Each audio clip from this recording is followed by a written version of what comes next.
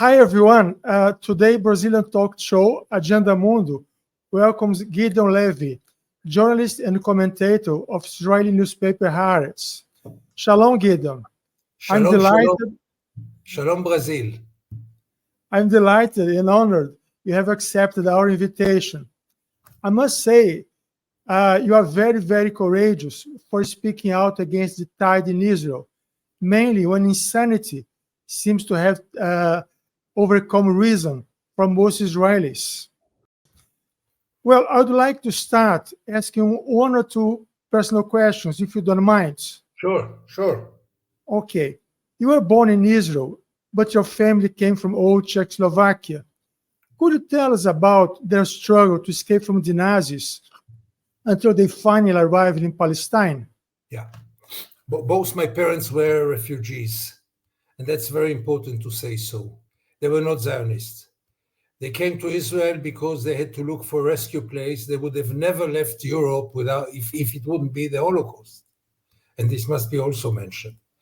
They came separately. They didn't know each other. My father was 26 years old with a PhD in law, and he went on an illegal boat of refugees. There were 600 refugees on this boat. There were 5 months in the Mediterranean. No port would accept them. And the Brits prevented them from getting to Palestine, and they were sent to a detention center in Beirut, Lebanon. How did they live 5 months, 600 people? I have no clue.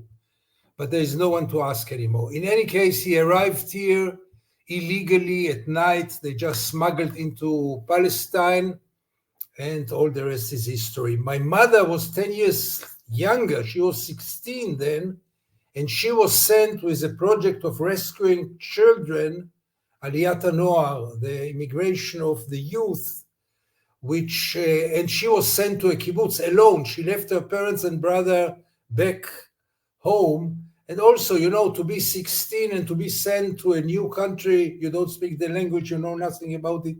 So both of them were refugees. Well, you have been a strong critic of the long-time abuse Palestinians have been submitted in the occupied territories and inside Israel itself, well before present Gaza war. You have a weekly column at Haaretz named Twilight Zone, where you denounce the constant oppression suffered by Palestinians. Gideon, during all this time, have you felt any sort of harassment when going out to places in Israel or in some other ways, like receiving ugly phone calls or in the internet?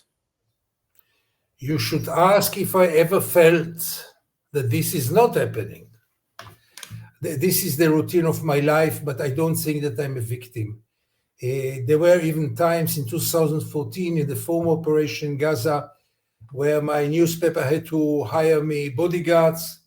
Now I feel much safer in the streets, but the social media is full with garbage, and it's not always very pleasant, but I live with it. Can imagine, really can imagine. Well, some articles from Haaretz journalists say that there are neo-Nazi ministers in the Netanyahu government. Could you comment on that? Look, some of the right-wing ministers in our government are by far more nationalistic, more racist, and more radical right than your Bolsonaro, than the right-wingers in Europe, which are called neo-Nazis. Their idea is very obvious. They are waiting for the good timing to transfer all the Palestinians from here. They are waiting to the opportunity for ethnic cleansing, and they don't hide it. They believe that the Jews have supremacy here, and the Palestinians will never get any rights here. That's their thoughts. This can be defined only as neo-Nazis. What else can you call it? Really? Well, Israeli NGO B'Tselem, Human Rights Watch, and Amnesty International published long reports denouncing that Palestinians are submitted to an apartheid system. The International Court of Justice is now analyzing 6 decades of Israeli oppression of Palestinians on top of the accusations of genocide put forward by South Africa.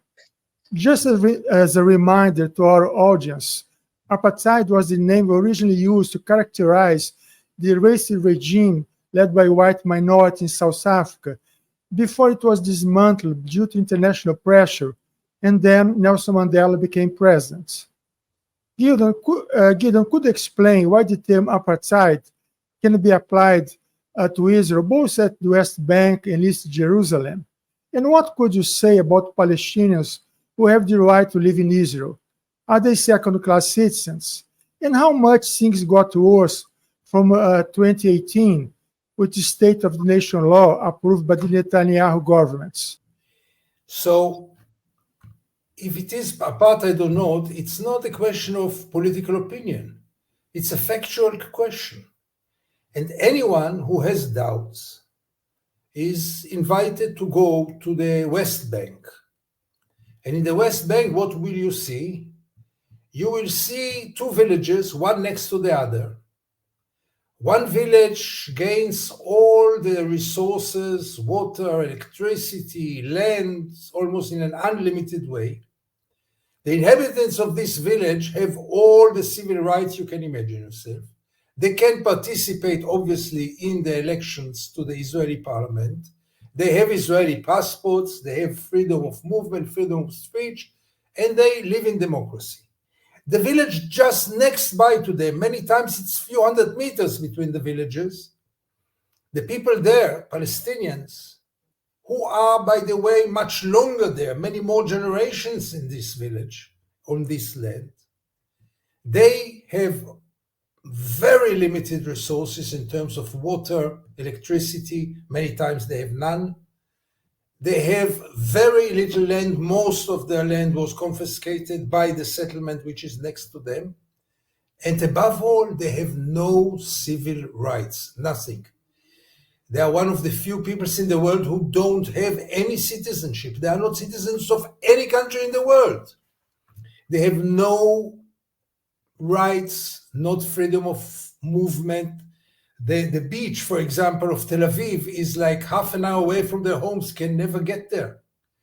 They are locked in a reality under the wall, the separation wall. And all this division is because of ethnic identity. In one village, they are Jews and they have everything. In the next village, they are Palestinians and they have nothing. How else can you call it but apartheid? And it's time to realize it. Now, Israel claims it's the only democracy in the Middle East. That's very nice to hear. But you cannot be a democracy with having an apartheid system in your backyard. The West Bank is part of Israel in many ways. It's under the control of Israel for 55 years. So how dare you to call yourself a democracy when this reality is taking place in your backyard? There are another kind of Palestinians that you refer to, and those are the Palestinians who are citizens of Israel, those who live within the 67 border. They are 20% of the population, and they have basic civil rights like in a democracy. They have passports, they have the right to vote and to be elected to the Israeli parliament. They have freedom of movement, freedom of speech, but much more limited than Jews, especially like now in times of war. But they are deeply discriminated in any field of life, from budgets to the legal system, from opportunities, working places. For example, Israel is now 75 years old, 76 years old. There was never established a new Palestinian town or village in all those years, while in Israel there were so many new villages and towns. So I wouldn't call this an apartheid. That's a very discriminating regime within Israel. And obviously the law of nation, the nation law that you refer to, made things also official. What was before just practical facts on the ground, the law of nation, the nation law, made it also official. Israel declared itself as a country, as a society with Jewish supremacy. Right. Some people believe that situation is not all that bad for Palestinians who are Israeli citizens.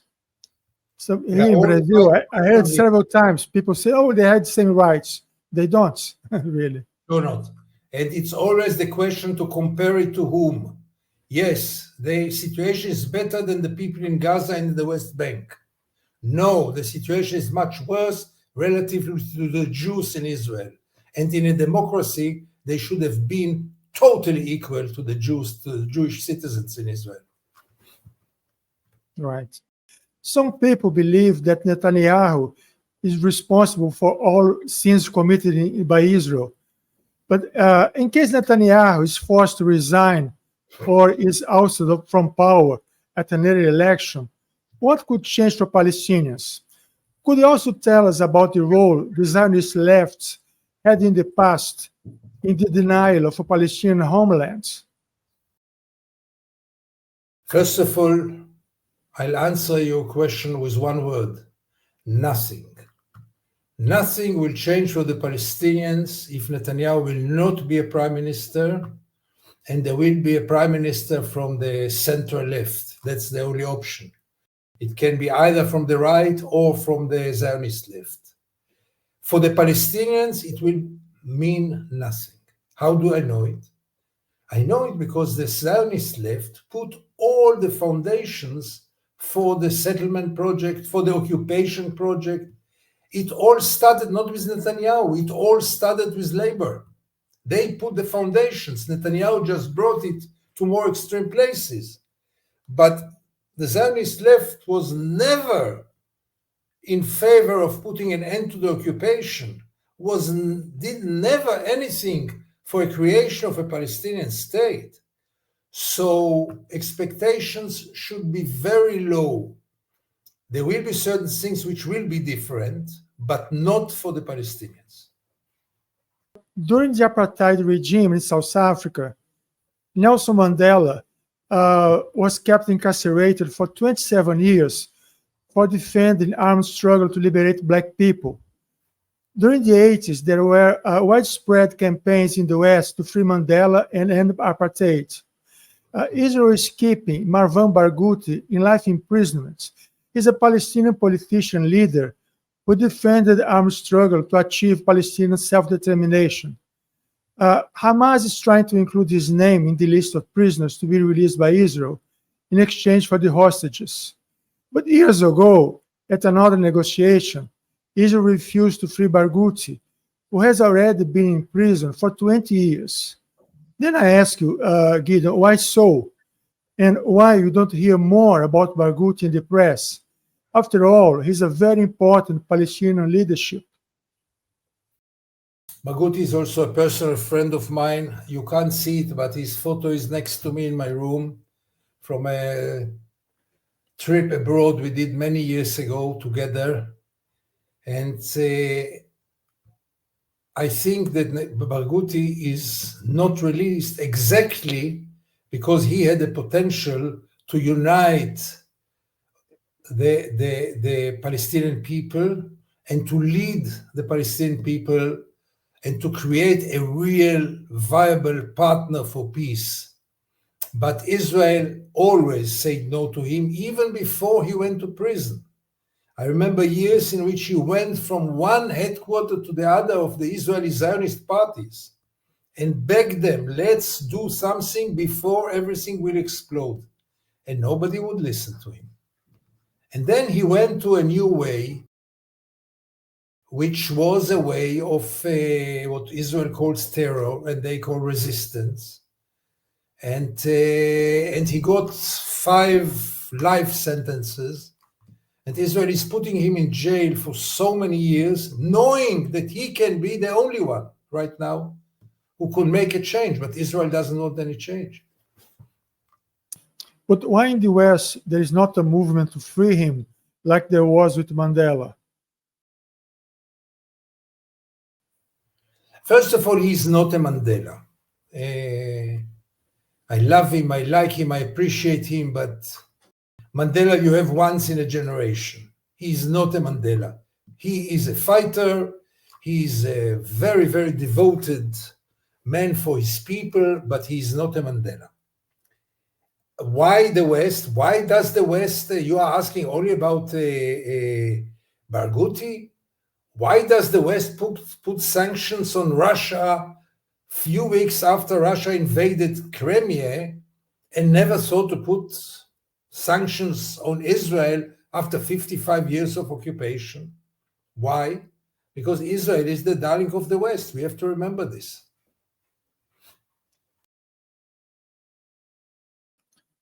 Well, if the West is serious about the two-state solution, then it should be interested to release him from prison.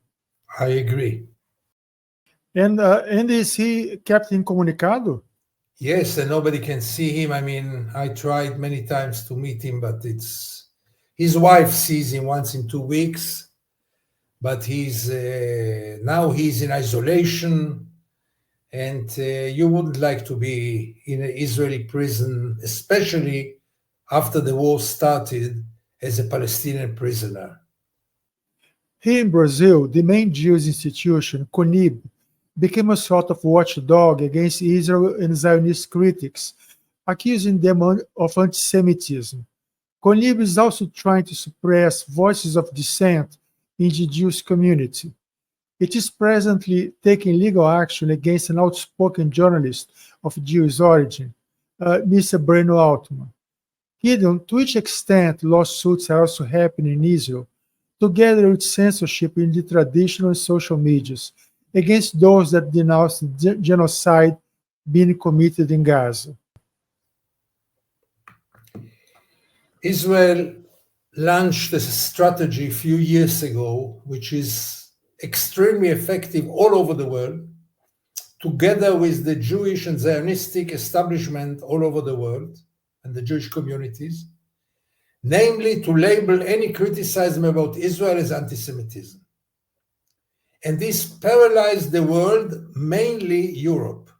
It is so effective that some countries even have laws which don't allow to criticize Israel, which don't allow to call for boycotts legally. I mean, they criminalized a conscious struggle, a struggle over justice. In many countries, they criminalized it. And what you describe here about the Jewish community in Brazil is true about the establishment of all the Jewish communities in the world, with one exception, which is very encouraging now, and that's the young generation of the Jewish community in the United States. There comes the change, the big change. I hope it will come also in your country, in Brazil. The young generation today of the Jewish community, not all of them obviously, but the majority says enough is enough.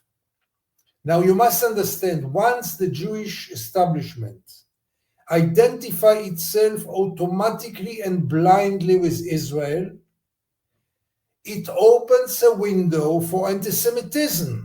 Because if you are part of the occupation, of the mass killing in Gaza, if you identify with it all along, so you might also pay a price for it publicly. So it's not only about supporting Israel, which is legitimate, but the problem is that the Jewish community support Israel blindly and automatically, and by this they identify themselves with the most right-wing circles in Israel. And that's very, very, very sad, because that's not friendship, by the way. If they think they are friends of Israel, I have news for them. This friendship corrupts Israel. That it's not a friendship. Friendship is to also criticize when it's needed. That's real friendship. But as I say, there is a source of hope in the young generation, first in the United States, in the progressive circles of the Democratic Party, And I hope it will get also to your country and all over the world. Right. About this member of parliament that can be expelled. Talk about censorship again. He spoke against the war in Gaza, was it? And Who then is it? isn't there a member of parliament that can be expelled from the Knesset? Sure. There's one member of parliament. There was never a case that a member of parliament was expelled from the parliament. Thanks God they didn't get the majority they needed, and it was rejected. Right. In a recent opinion article, you have expressed a strong concern about the full horror that would happen if Israeli troops enter Rafah in Gaza. Biden said that a ground invasion could only occur if some conditions are fulfilled. Is it possible that Netanyahu is in fact bluffing about a ground invasion? Is he gambling to get the release of the hostages, to placate protests from the families, and at the same time force an evacuation of Palestinians from Gaza to Egypt? Is it a question of who blinks first? No, it's not a question of who blinks first. It's a question of the priorities of Israel. And you have to choose either releasing the hostages as first priority or continuing the war and trying to crush Hamas, which will never happen, as first priority. And this government was very clear. They prefer continuing the war and crushing Hamas over releasing the hostages, even in any price. I thought, and many Israelis think, that the hostages are the main goal now, and they should be released in any price because their time is running out. There are elderly people there, there are children, there are women. They will not survive. But the government thinks differently. Now, as about Rafah, if Israel gets into Rafah, there will be a humanitarian catastrophe that even in Gaza we didn't see it. Because in Gaza, Israel pushed all the Gaza Strip into Rafah. There are over 1.5 million people trying to find shelter there. Where will they go? To the sea? Where will they go? To the sky? And where will be the resources? You know, it's 1.5 million people. What about food? What about water? What about electricity? Nothing. So if Israel will continue, it will just increase those who claim that Israel has an intention of genocide. But do you believe that he'll go against what Biden has recommended in this case? Yes, as long as Biden just talks, yes. If Biden will take measures, then there will be different scenes. But until now, Biden was just talking, and Israel learned to ignore recommendation of an American president because it's never followed by actions.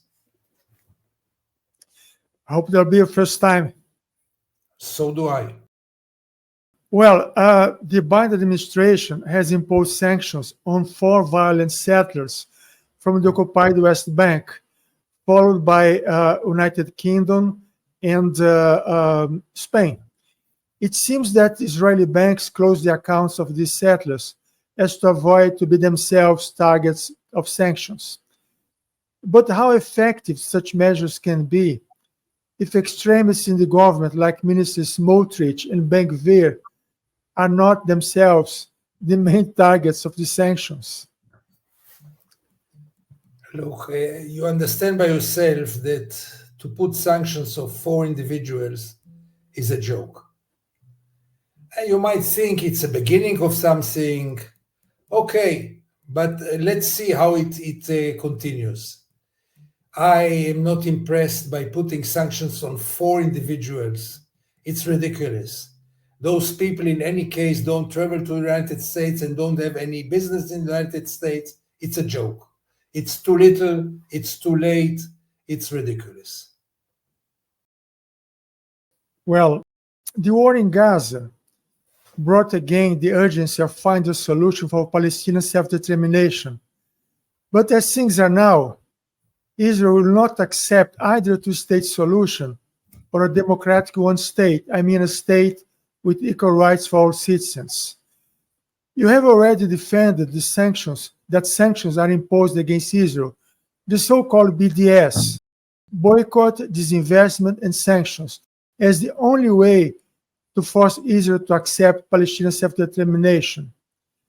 Do you believe that the BDS can be imposed on Israel if the West are not part of the efforts? Do you see a role that Global South could have to boost the BDS campaign? Absolutely. I think the BDS campaign is right now the only game in town. As long as governments don't even consider putting sanctions over Israel, so it's only for the civil societies to do so. And civil societies are important everywhere. And civil societies might influence their governments. And there is now a momentum of really critical voices getting against Israel. It's not a joke what's happening now, and there is a very positive momentum, in my view, to recruit more resistance to the occupation, more resistance to the war in Gaza, in public opinions. And in this point of view, every country counts, every society counts, because finally it should become the whole world calling Israel, not only with words, the world did in endless resolutions in the UN, but also in deeds, telling Israel that enough is enough. Right. Well, the United Nations and the heads of state from several countries defend the so-called two-state solution based in the pre-1967 borders. But you and some important analysts say that it would be impossible to remove 500,000 Israeli settlers from the West Bank, plus another 200,000 from East Jerusalem.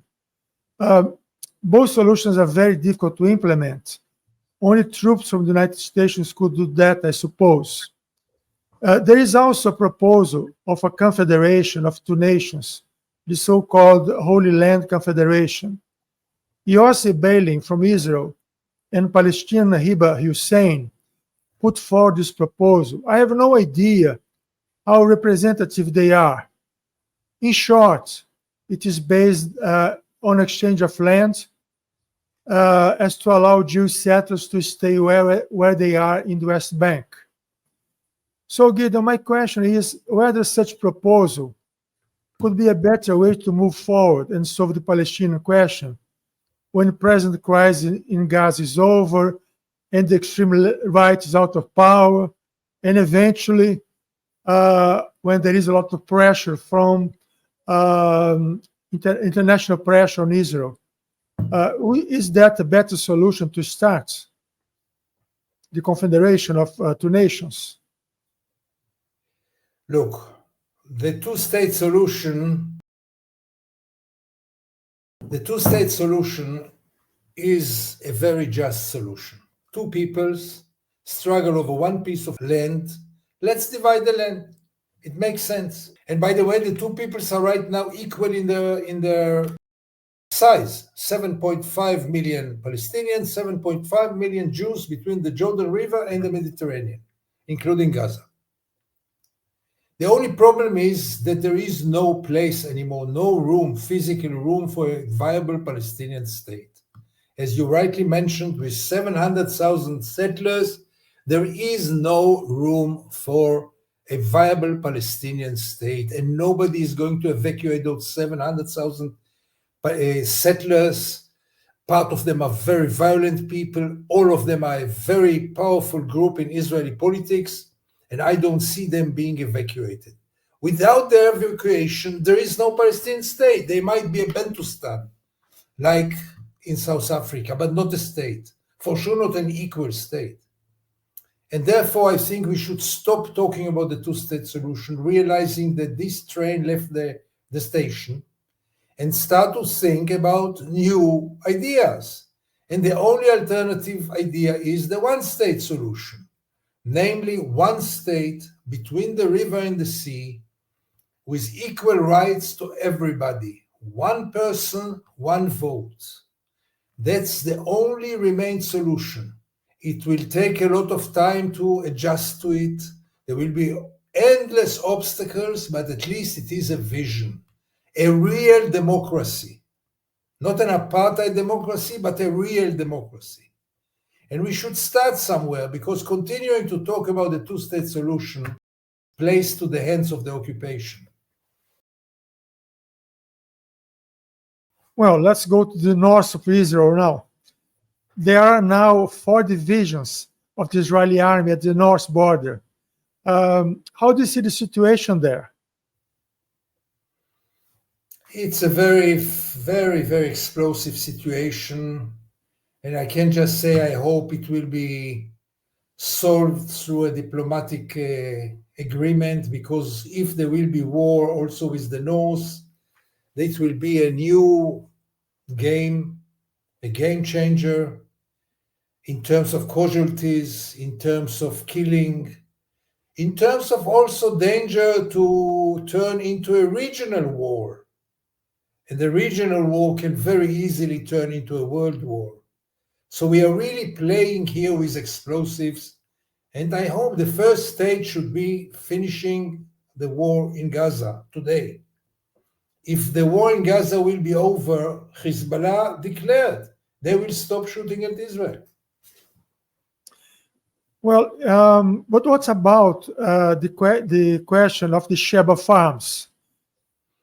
No, don't take me there, because I'm really not an expert for this. And those things are really technical things. Israel should get into diplomatic negotiation with Lebanon and decide about all those technical questions. We leave it for diplomats. I suppose that concerning the Golan Heights, Israel is going never to leave the Golan Heights.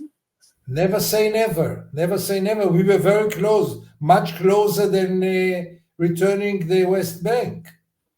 Don't forget that the Golan Heights is still empty from Jews. There are only a few thousand Jews living there.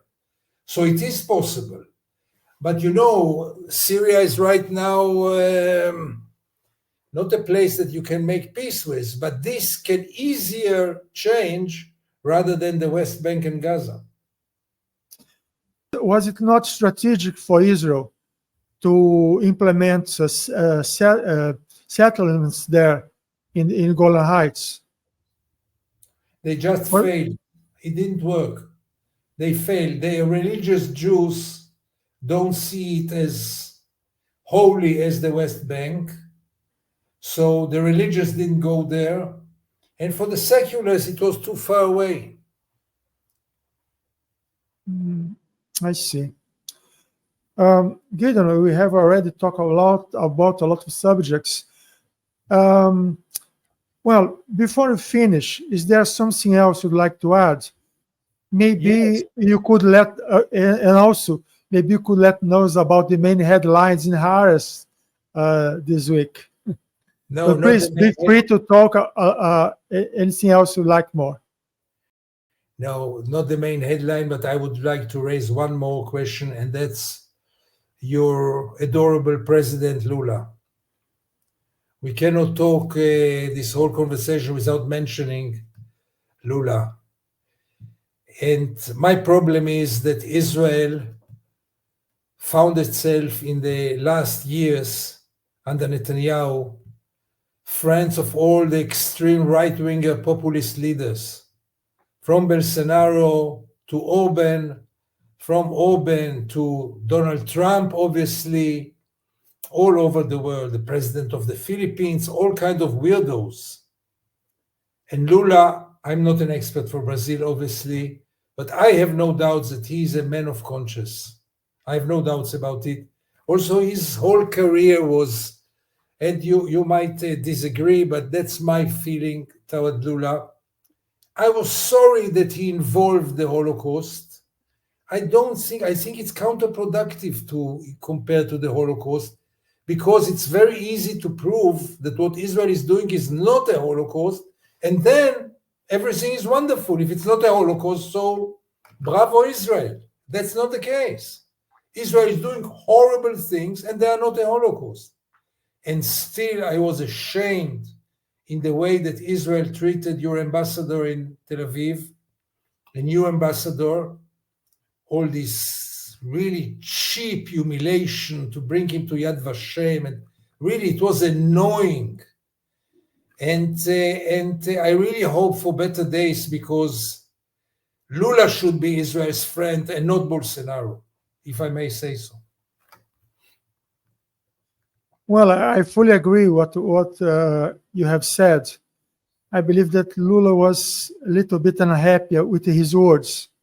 He could have criticized the killings, the massacres, the genocide, but you cannot compare Holocaust. Exactly. There have been others that happened in this century, and each one has its own history, characteristics. It's not reason to compare the sufferings and from different people. Right? Absolutely. Right. Is there any message you'd like to send to him, to Lula? No.